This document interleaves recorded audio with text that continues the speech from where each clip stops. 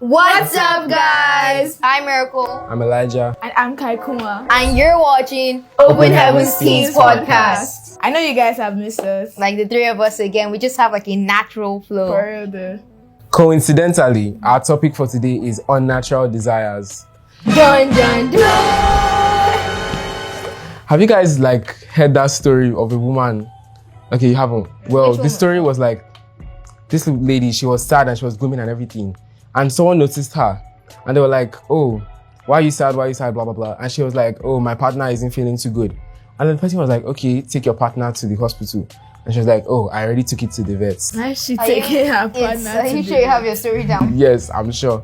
Because her partner was a dog. As in, yeah. you almost force yourself not to believe it because it's irrational. That's actually crazy. That's crazy, man. But in today's world where there's same-sex relationship, people being transgender, girls saying they identify as boys, boys saying they identify as girls. I identify as a child of God. Word. I identify as a child of God. I have a question for you guys. Now, if feelings become truth, what happens when those feelings change? You know, as how people medically modify themselves to become a specific gender to try and fit in or feel like they belong. So what happens when they wake up one morning and I don't like that I'm a girl, I want to go back to being a boy? What happens when those feelings change? First of all, I feel like as teenagers and as young Christians, we shouldn't base our life decisions on feelings. You can't just say you're going to do this for the rest of your life because of a hunch or because of a feeling. So yeah, I think that everyone should, see someone, talk to God, get a mentor, and before you make any drastic life decisions.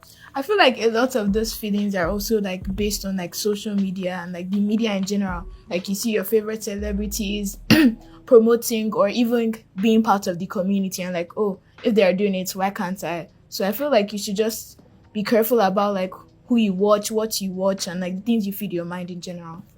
Yeah, really, it's almost as if these TV shows or these social media apps have an agenda to push these unnatural desires on us, to make us one of them, to join their little belief system. And I feel if you really just pray about it, if you feel you're going through something like that, or if you feel this isn't right, why am I feeling like this? Just pray about it. Just talk to someone that you really trust and ask them on the best way to move forward. But really just pray about it and read the Bible. Like it says in Leviticus 20 verse 15.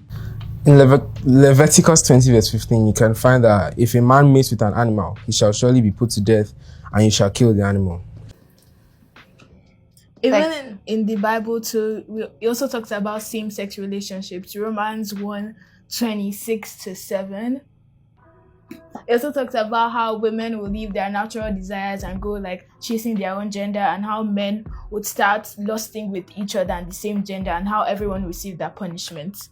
Yes. Even once in my church, my pastor told a story of a man that came to him for deliverance. This guy had feelings for another man, and it was really bothering him about it. So he came to the pastor, and my pastor usually not look down, but he didn't like the idea of people man and man. Jesus said Adam and Eve, not Adam and Steve or Amanda and Eve. Real, yeah. Period. Clock it. Yeah. Good one, Miracles. So he went to the pastor and he asked for deliverance, and the pastor now realized that it's hard for some people to get away from these feelings, to fight back these unnatural desires. Pastor prayed for him, and things became better. He stopped having those unnatural desires, just to show that if you really pray about these things and talk to God as a young Christian, then he will surely deliver you. That leads me to another question. If everything is now acceptable, who gets to decide what isn't acceptable? How do we know what isn't acceptable and what is acceptable?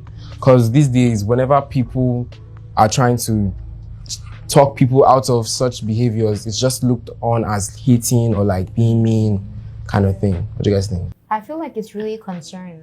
Some people that try to talk them out of this, they're not hating on them. They're just concerned, trying to make sure that they make it to heaven with them. I feel these shows, the TV shows, the social media apps, they have normalized all these unnatural desires to the point where people think, oh, if they are doing it, then it's okay if I do it. I mean, yeah. And you also mentioned something about talking to people and also like talking to the people that are in the community. I personally think it's not as easy as it sounds, because the people in that community, I feel like they might be afraid of speaking out, and like the people that are talking to the people in the community, they won't really know how to like you said, express themselves without being called hateful or being bashed or insulted.